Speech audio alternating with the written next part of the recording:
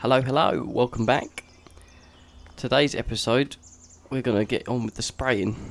It's been a couple of weeks since we done all the drilling, and growth is starting to happen. We have some plants coming through, a bit of the wheat coming through. So we want to crack on with it really. The agronomist has said we need to start our round of fungicide to give it the best start it possibly can get. All fields look good. We've had a little bit of a crop walk and it all looks like it's coming through well, but we need to get on the fields with the sprayer. The old man, he was up before me.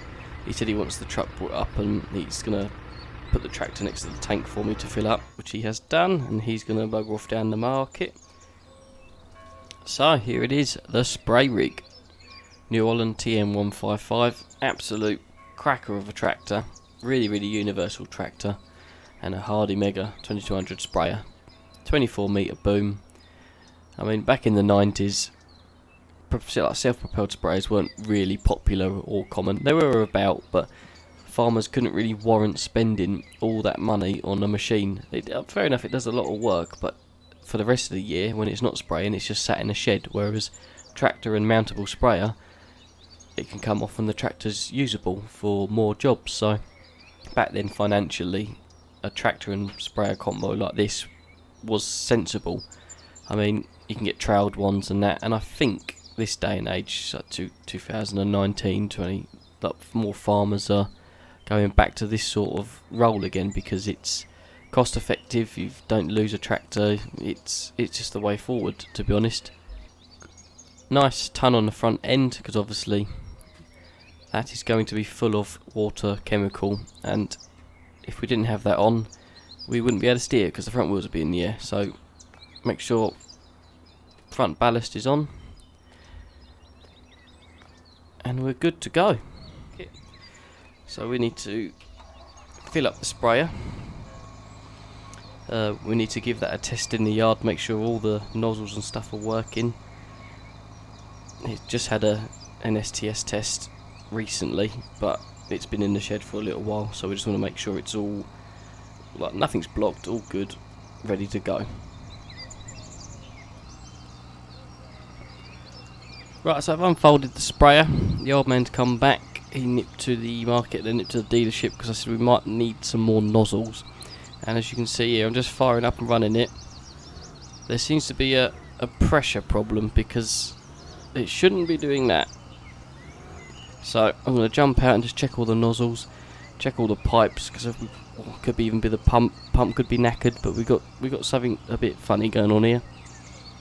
I found nothing obvious, but I stripped down the like these electronic actuators. They sort of let the spray chemical into the relevant sections and vice versa, and we had a bit of dirt in this one here. So I don't know if that one was messing anything up, but what I'm going to do now is going to jump back in, just double check that one is, well, that's what the problem was, and we'll see. Ah, look at that. That's better. So that was the problem.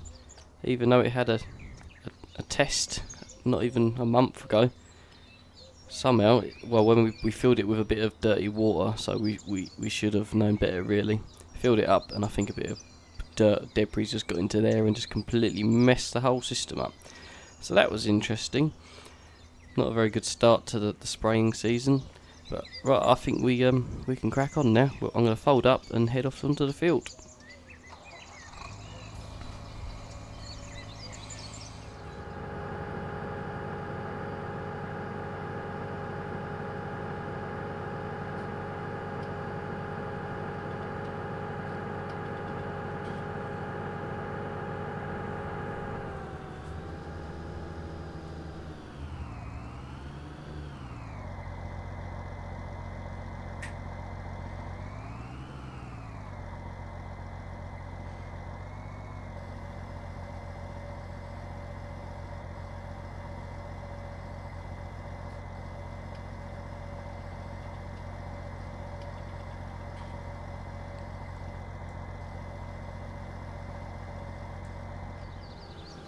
So with spraying, then very similar sort of way of doing things as That's what I've been doing. I'm doing the headland first just purely because it's a visual thing. You know you've done the headland, you know you've done your 24 metres, and you can work off the main work from that, knowing that, because back in the day obviously no GPS, nothing like that.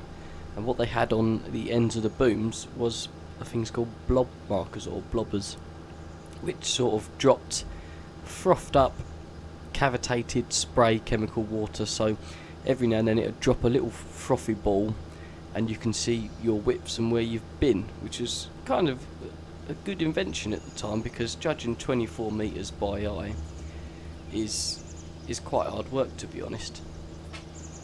So I'm going to do once around the headland, and then I'll start on the main work.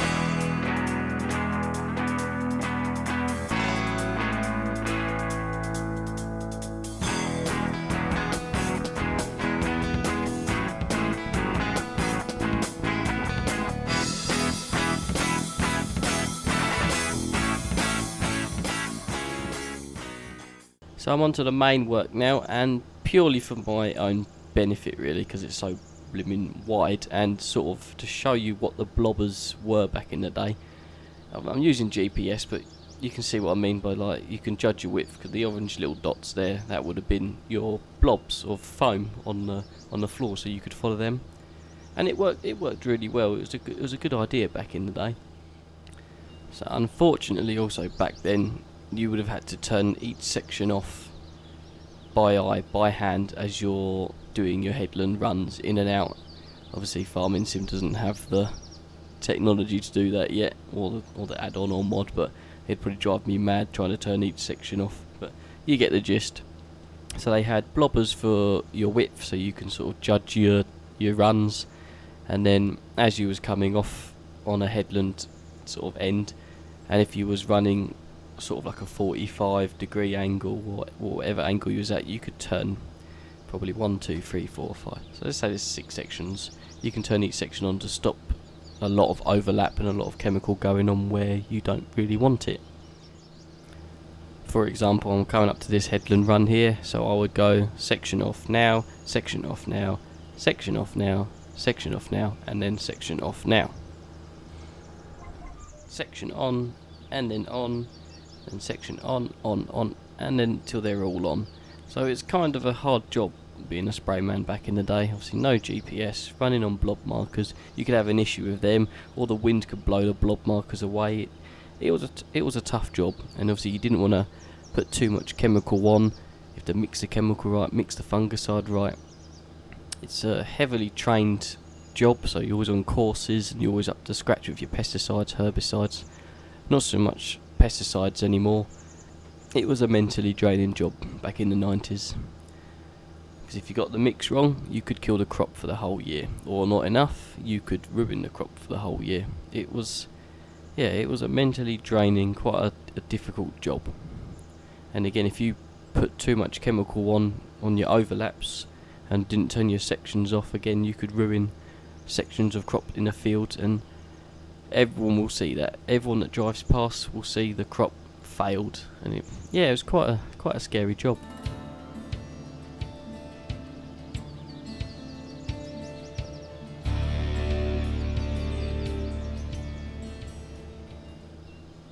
Right, so I'm just going to crack on and get this whole field finished, and I'll speak to you guys in a bit.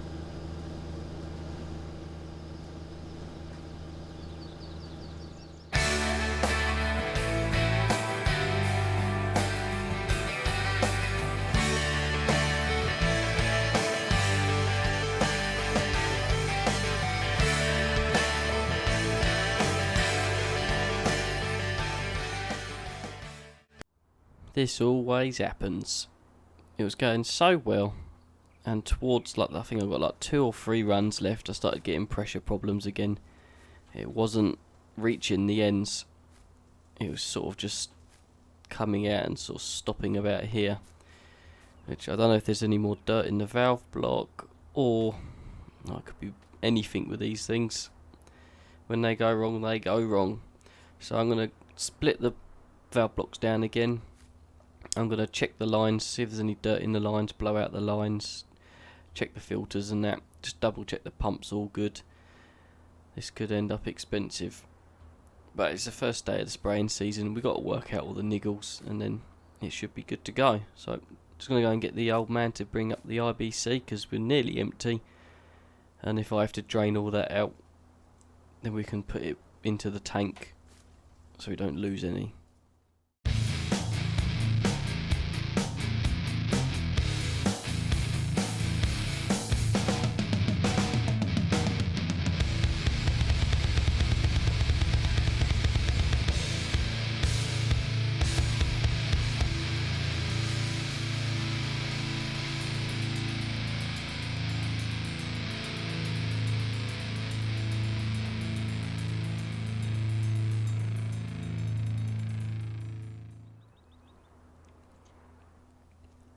So it turns out it was the same problem again, but in 3 of them.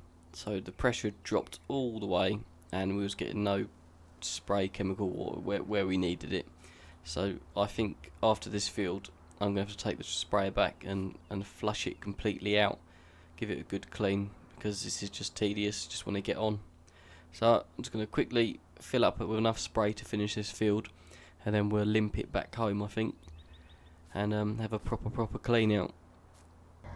So that should be enough to finish this field. Oh, I just can't believe it. Breakdowns. So far so good. A nice equal flow. It's reaching the ends and the blobbers are working. Let's get this field done. Oh, I just can't believe it. It was fine in the inspection, like a month ago. It was absolutely fine. Not a problem with it.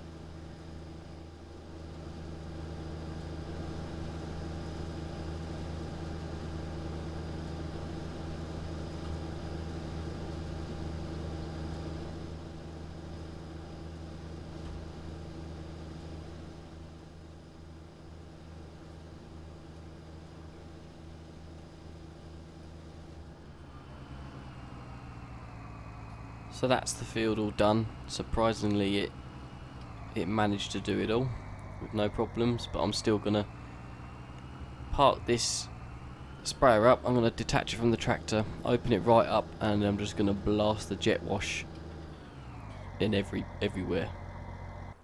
So I managed to finish that field just about. I started to get more problems towards the end there. There's got to be a lot of crap in that tank, a lot of dirt.